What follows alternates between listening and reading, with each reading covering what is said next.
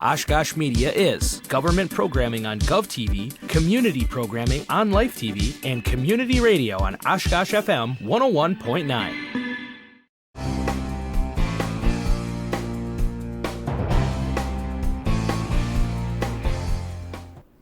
And welcome to the City Manager's Report Top 10 of 2021. This is our annual countdown of the most important events, projects, and activities that happened over the year in Oshkosh. I'm Andy Radig. I'm along here with City Manager Mark Rohloff. And Mark, thanks for being here. And can you tell us a little bit about what the CMR Top 10 show is all about? Yeah, it's great to be here, Andy. We take a look at every program we did for City Manager's Report over the course of the year and identify those themes that maybe came up more than once, or those that I think are of a particular note for people, and also just kind of maybe crow a little bit and be proud of some of the things that we've been able to accomplish. And certainly with all the challenges we faced, some of these accomplishments are pretty good when you consider everything, all the circumstances we've done them under. Right. And of course, we count backwards. We start with number 10, and we end with our number one top thing of 2021. So let's get into our list. What do you say? Absolutely. Let's do it. Okay. Well, number 10 is the Oshkosh Public Safety Agencies Achieve Excellence. And we had a number of things happen with our police and fire departments this year. Yeah, we are so proud of the national recognition that our public safety agencies get. First of all, the Oshkosh Police Department received its national accreditation. It's really more re-accreditation from the Commission on Accreditation for Law Enforcement Agencies, CALEA for short. Okay. We had the re-accreditation affirmed on November 23rd. Our first CALEA accreditation was in 1994. So we've been getting this for 27 years now, and I think it really reflects the values of our police department, that they are committed to doing the absolute best in terms of providing law enforcement services. When people ask about, what types of things have you done to stay current with law enforcement, with trends that people are expecting these days, we are ahead of the curve on those things because through CALEA, we're held to those standards. We are evaluated, making sure we follow those standards. So generally, if you're looking for a best practice in a police agency, we're doing it. Meanwhile, our fire department, which another one we're extremely proud of, we received a public protection classification of 1 from the Insurance Service Organization, also ISO. The 1 is the highest you can get. And in 2020, only 388 fire departments nationwide received this 1 rating, and 8 of those being in Wisconsin. So we're only one of 8 public agencies. And this, what does this mean for you as a homeowner or something like that? That directly impacts your fire insurance rates. The higher the rating, the lower your fire insurance is. So it's super important. And the other part that I think is important to point out, because while this is a fire service recognition, this is also a function of how well our water filtration and distribution system works, how reliable our water source is. And our water department worked very closely with the fire department to make sure that we demonstrated that our water flow is very reliable. So we're very proud of these things and super proud of our police and fire departments. Right, absolutely. And it's quite an honor to have these elite recognitions for those agencies. Okay, well, counting down on our list, our number 9 is probably not a surprise. It's our COVID-19 response. Again, we're mentioning this for a second year in a row, unfortunately, Mark. But a lot has been going on in the realm of COVID-19. Sure. I mean, quite honestly, I would prefer this not to be on our top 10 list at all, but we have to recognize the circumstances under which we're dealing. And that's the context of all these accomplishments we've been able to do with this incredible distraction for our community, us individually, as well as city operations. So we continue to adapt through masking, which I so much appreciate people understanding the need, especially when you're in a public area, to help do all the social distancing, do all those things, masking up in our public buildings. We thought we were out of this, and then come fall, we started to do it again. So we're just reminding everybody, there's a lot of smiles behind those masks, and it's about keeping our community safe. Meanwhile, our departments did an outstanding job to adapt our services to the current situation. Our Connect Through Tech program over at the Senior Center is one example. And our public library, the services they were able to provide to make sure that people were still able to apply for jobs or get books or stuff like that. And Go Transit, they're under federal mandates to wear masks, but they know the safety of their passengers is of paramount importance. So our drivers do everything to make that as helpful as possible.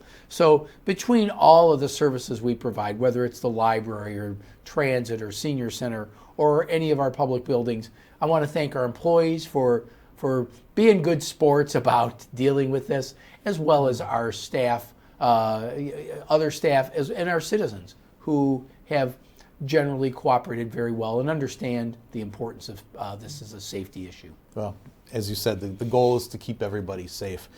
And, somewhat related to this as well is that the American Rescue Plan Act, those funds have been received by the city, and some policies have been established. Yeah, we've received about half of our $20.5 million allocation. The council developed a policy that said we want to use 75% of it for infrastructure, the remaining 25% for non-infrastructure, and the council will be evaluating some of those expenditures. We've committed about $4 million of what we've done so far. That's mostly on the infrastructure side, but you're going to see more of that. In 2022, you'll see us talk about that a little more, but the policy really is getting us set, squared away to begin putting council in a position to make those decisions. Okay, very good. All right, well, moving along on our list, our number 8 on our top 10 of 2021 is Aqua and utility billing enhancements.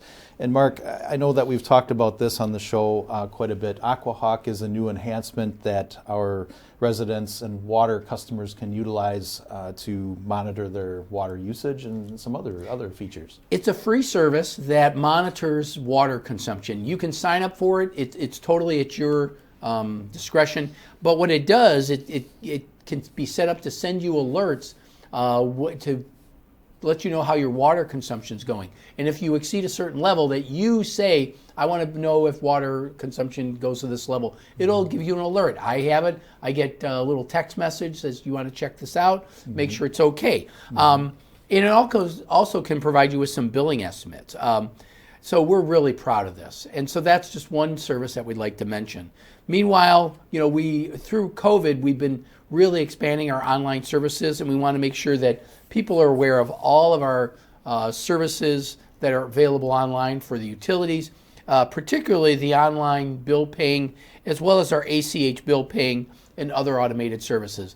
This enables you to just either pay your bill online or set it up so that it automatically deducts it monthly from your checking account. One-time sign up, and it takes care of the rest. So we really want to encourage people to look at that. And they can visit the City of Oshkosh website, ci.oshkosh.wi.us, to get more information about Aqua and to sign up for Aqua. We encourage everybody to do that who's a water customer, and also to utilize those online services for utility billing. So, very good. We'll move on to our number 7 on our list, which is cultivating a new generation of leaders. And I know that we've had some new folks start their employment with the city. And what can you tell us about our leadership?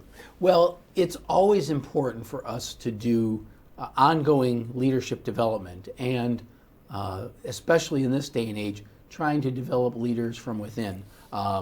And succession planning is a huge part of many organizations right now. Planning for the baby boomer generation to retire and making sure we have great leaders in place to assume those positions as we move on. And we've had a little bit of this year. We have 3 department heads that announced they were retiring, and we've identified their successors. Some of them have already begun. So, first we want to say thank you to Community Development Director Alan Davis, who retired.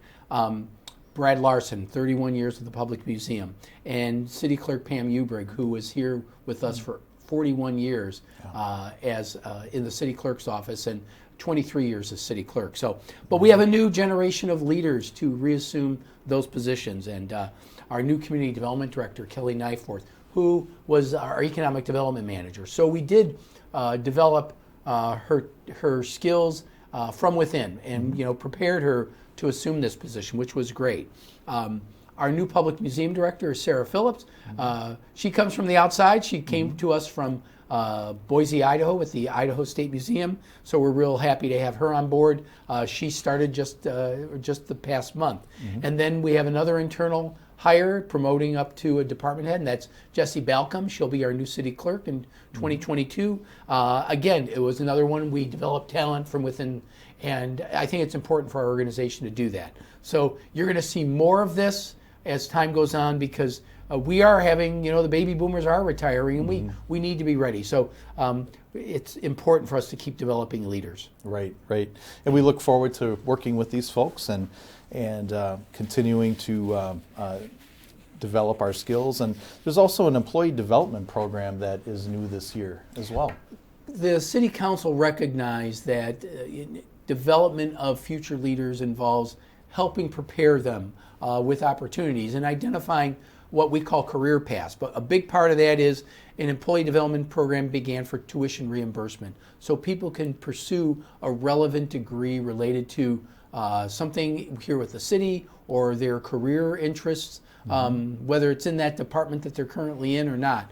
And so giving them the opportunity to develop themselves as a potential future leader. So we initiated that, and we're also doing some other things. We've identified something called career ladders to say, where can you move up in this organization based on where you currently are, and what would it take for you to get there? And so we're developing these career ladders to get people to recognize there are some great opportunities here at the city, and keeping people within our organization helps us to avoid the cost of recruiting and finding new people from the outside. It's a lot more expensive to do that. Okay, well, good information. Well, number 6 on our list is major road construction. And I know beyond road construction, this also deals with infrastructure.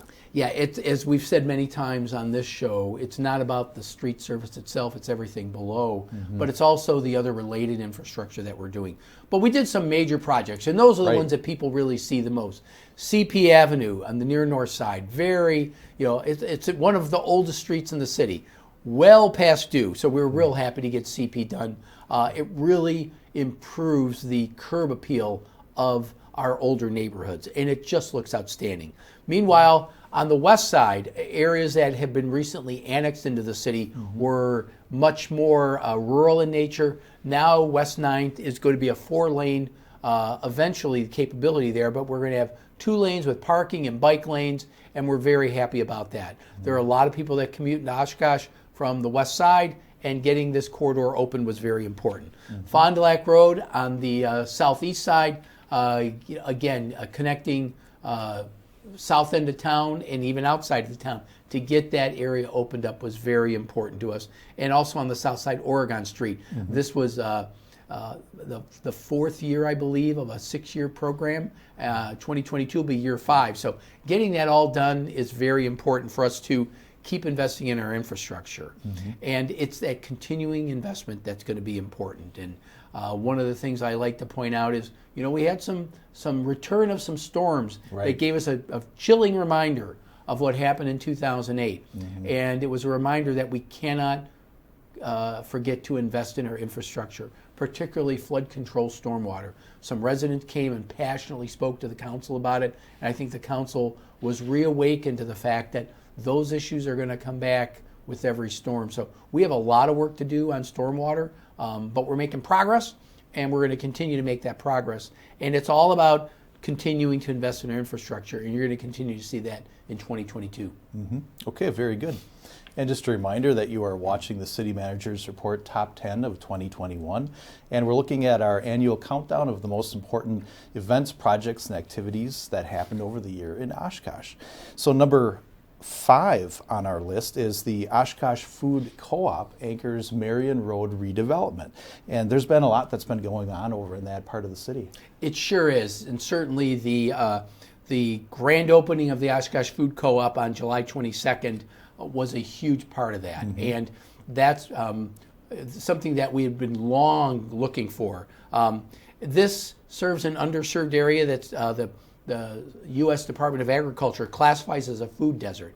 Now that food desert is filled because we have a legitimate grocery store in this area. But the food co-op's open for everyone. You just don't, and no membership's required. But this anchors a large part of the Brio building, which is where the food co-op is, and then Merge Development, a group out of Iowa, has picked up the options on several properties along the Marion Road corridor, and they're working on these buildings, and they will continue to work on these buildings for the foreseeable future. Mm-hmm. All right.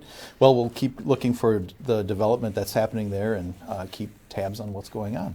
We're really excited, Andy, in terms of what that represents, because 25 years ago, it was still old railroads. It was still a lot of contaminated sites, and we've been able to convert that. And I think what it says is that other areas of town that don't look that great today have the potential to look as good as Marion Road. And I think that's the positive message that we need to send, that these successes can happen and they'll continue because we're going to keep working on these things. Mm-hmm. And I remember growing up and seeing those areas, and some of that was a little bit rough, and now it looks gorgeous. So the progress continues. Okay, well, number 4 on our list is Oshkosh Avenue highlights development initiatives. And I know that there's been a lot going on around Oshkosh, in addition to Oshkosh Avenue, but especially over in the Oshkosh Avenue area, there's been really quite a pace of development. It sure has. Now, of course, I think the centerpiece of the development along the Oshkosh corridor is, of course, the Oshkosh Corporation development, their global headquarters. But that's been there for a couple of years now. People kind of forget about it. But now development is really occurring at a fast pace. Of course, you could see, we showed the Casey's General Store, but Town Place Suites is going to be opening in a couple months. The Dunkin' Donuts, Pizza at 21, those types of areas. Clifton Larson Allen Accounting has put an office in this area. And then now we see Fox Communities Credit Union and several other developments that are occurring there. It's really moved at a very fast pace. Bank First across Highway 21, that's all part of a TIF district that will eventually enable us to put some improvements in that area, and hopefully a redo of the Sawyer Oshkosh Avenue intersection, which everybody knows isn't the greatest. Mm-hmm. Right. But as this development has come around, there have been design standards that have been maintained with this as well. We took a look at what we were doing with Oshkosh Corporation, and we said the standards for this area need to match Oshkosh Corporation's investments so that their investment stays strong. Mm-hmm. And it's proven to be very successful. People give a little look at first, but eventually they understand why they need to have that high standard. And that's sort of the rising tide raises all ships. Mm-hmm. And we certainly have done that out there, and we're proud of that. Okay. Well, and beyond Oshkosh Avenue, there's been some repurposing of other older buildings around the city, and, for example, the Gibson Social Club. Yeah, downtown, in that area, sort of in the center where the farmers market is, the Gibson Social Club's the old Gibson Auto, and it's been converted into a banquet hall. It's a wonderful redo of this building, a lot of really cool retro look to it. And it's another venue in the downtown area that will attract people to come downtown and enjoy it. And then check out all the other things that are going on in the downtown. And that's what those things represent. It's not just the building itself, but what it does to make people aware of what's going on in the entire downtown area. And there continues to be development in the Sawdust District. Right. This past summer, the Redevelopment Authority evaluated several proposals to take a look at what the next phase is, and this is immediately south of the river on the east side. Some properties that we had land banked for a number of years, and T-Wall Enterprises out of the Madison area was a successful proposer. So we're currently working with them on a concept to develop a mixed use, which means residential and commercial areas in this area, along with public space that will go along with the Riverwalk in that immediate area. So make it very pedestrian friendly, resident friendly, so people will want to live down there, and all the amenities that will go along with it, whether it's the going to the arena or some of the other restaurants or nightlife in the downtown area, and making South Main Street as lively and vibrant as the north side of Main Street. Mm-hmm. Well, there's a lot to come over in that area, and we'll keep an eye, and future CMR shows will show what's happening over in that area. Okay, well, number 3 on our list of the top 10 is national recognitions for Oshkosh. And honestly, Mark, as I was looking at the list, there's quite a list here of some pretty remarkable recognitions that have come around over the past year. A lot of times these recognitions come without any, there's no application or anything like that. These are people who are combing data throughout the country to say what types of things are doing well, what are people looking for, and what communities are providing those things. So we got a bunch of these. We're real proud of the first one because this is something that Andy, I know you've worked on very hard. The National Research Center and the International City-County Management Association named the city of Oshkosh as a finalist for their Voice of the People Award for excellence in online outreach. That's the Polko app that we talk about a lot in terms of engaging citizens to give us their opinion on everything from redevelopment to what things should we do for Halloween and type of thing. We want to get input and engage the citizenry on a variety of topics, and we've done that, and we're going to continue to do it because it's that important. Meanwhile, our wastewater treatment plant was awarded the George W. Burke Junior Facility Safety Award from the Central States Water Environment Association in spring 2021. What does that mean? That means we run a really good wastewater treatment plant. So things that you take for granted that you should take for granted because we do a really good job of doing it. And there are the people at our wastewater plant that do that wonderful job. Meanwhile, City of Oshkosh has been recognized as a community for a variety of things. First, we were accepted as the 7th member of the AARP network of age-friendly communities for 2021. Our folks at the Senior Center deserve a lot of credit for everything they did. Jean Wallerman and her staff at the Senior Center have done an outstanding job. Meanwhile, the Oshkosh-Neenah area is ranked 4th in Wisconsin and 113th out of nationwide metropolitan statistical areas for economic strength by an organization known as Polycom. The economic strength is really the long-term tendency for an area to grow in both size and quality. It's a great way to tell people this is a great, vibrant place. Then there's a website, smartasset.com, that gave us recognition in multiple areas. We were recognized as the best small city for retirement in Wisconsin, and we ranked 14th nationally in 2021. We were also recognized as the 2nd most livable small city in the U.S. in 2021. And then finally, Smart Asset ranked us 3rd in the most livable college towns for 2021. All of these things say that we're good at attracting workforce because there are cool aspects to how things we do. Meanwhile, a few other things. Oshkosh Celebration of Lights was recognized by Travel and Leisure magazine. Best Christmas light display in Wisconsin. Check it out every Christmas. Oshkosh, we've gotten our Tree City recognition for the past 40 years and our Bird City recognition since 2010. Those are 2 recognitions that say we care deeply about the environment, and we recognize it through our investment in our urban forest and in creating habitat that is compatible for wildlife. Those are types of things that people are looking for when we're trying to attract them to our town, and we're able to deliver on those things. Well, this is quite a list, and we all know that Oshkosh is a great place to live, but it's really exciting to see these outside agencies come in and say what we already knew. So that's pretty good. Okay, number 2 on our list is diversity, equity, and inclusion efforts expand. So there's really been a lot that's been going on in this area this year. Well, certainly. And first of all, we want to recognize our Diversity, Equity, and Inclusion Committee for their first full year of existence. And they're actively working on a strategic plan, helping departments create some key performance indicators to measure how well we're doing and improving our ability to be more inclusive as a community and as an organization. So we're real happy with that. But we're doing a few other things, and these are things that we've been developing relationships over the years. And we have been engaging our diverse community and very closely with our Native American tribes in the area. And we had an event called the Menominee Clan Powwow that was held this past June at the Oshkosh Public Museum.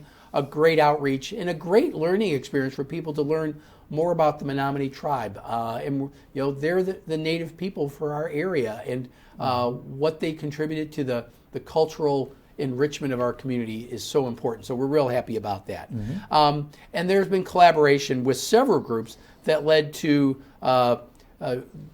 wording for new signage at the Chief Oshkosh Monument. Chief Oshkosh Monument has some rather dated material, really isn't relevant for these times, and we're updating that language so that we can proudly talk about our city's namesake and the great accomplishments that he made that made him such a great leader of the Menominees, and is something that should be a source of pride for our community. And I know that there's more to come in these initiatives, so we'll keep folks up to date on what's new with DEI. Well, it's that time, Mark, that we're down to our number one. We need a drum roll here or something. Our number one item on this year's top 10 list is Jackson Street's evolution, and there really have been quite a few changes over there at Jackson Street. There are a great number of improvements over there, and there was a safety study that was completed and identified some improvements that the neighborhood really wanted to see, the historic Jackson Street Neighborhood Association. And they were so helpful, and then working also with the Oshkosh Area School District. The first thing we did was we put Jackson Street on what's called a road diet. And that's traffic calming measures and better safety features to make it more friendly for a residential neighborhood. And that was so important to the neighborhood association. And you can see some of the improvements that are there now. And then I'm really proud of the collaboration we have with the Oshkosh Area School District, because they are looking for a successor school to Merrill Middle School and Elementary School. They're going to be putting a single middle school in that area, and this is just a little outline of what the site plan looks like. And we did some planning, some redirection of some of the traffic, but here's some renderings of what they envision the new middle school to look like. And we're really happy that they worked with the neighborhood association to make sure it was going to be compatible. A big facility like this in a residential area can be somewhat disruptive, but I think they recognize the importance of working with the neighborhood. So it's an impressive looking school. Oh my gosh, yeah. And I think it's going to help make this a location of choice for families, because they're seeing that the school district is willing to invest in the students who are going to be living in that neighborhood, and that's really important. So, but the reason I wanted this as number one wasn't just because of Jackson Street. It's what it represents. And what it represents is that our neighborhood associations are so vital to what we do. They were an important part of this process. And we have 20 neighborhood associations now, and the screen you see is just an example of all of them. The historic Jackson Neighborhood Association is just one of 20. We have many engaged neighborhood associations that put their own little twist based on what their neighborhood needs are. And I want to encourage people to talk to the folks at Greater Oshkosh Healthy Neighborhoods to get information on how they can form their neighborhood association, and know that their input matters to make this a better place. So really excited about what this represents, and really excited to recognize this as our top story for 2021. Sure. Well, we had quite a few things this year. I mean, really, and quite a range of things as well. So thanks for helping us to take a look back and maybe to kind of chart our way ahead a little bit here. Great fun process. I'm looking forward to 2022. Okay. Thanks, Mark. And thank you for joining us for this look back at 2021 in the city of Oshkosh. And join us again in 2022 for new editions of the City Manager's Report. Remember, you can always visit our YouTube channel for government meeting archives and the full library of Oshkosh media programming. Thanks for joining us today, and best wishes for a prosperous 2022. Take care.